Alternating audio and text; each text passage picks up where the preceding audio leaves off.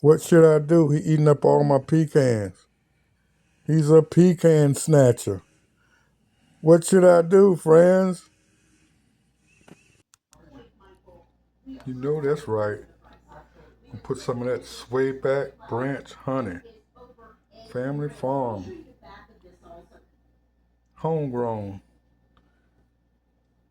Made just a few steps from my house. Literally. Isn't that wonderful? Can't get no fresher than that.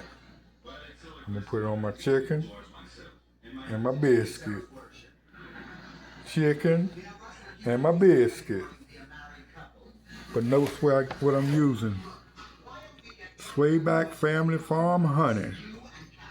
Natural, all natural from the bees. And the farm and the beehive is about an acre away from me, from where I stay at. Can't get no fresher than that. Peace. Hit them up on Facebook and order you some. All natural.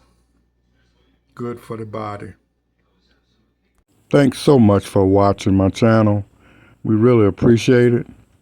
Hang in there with us. More to come.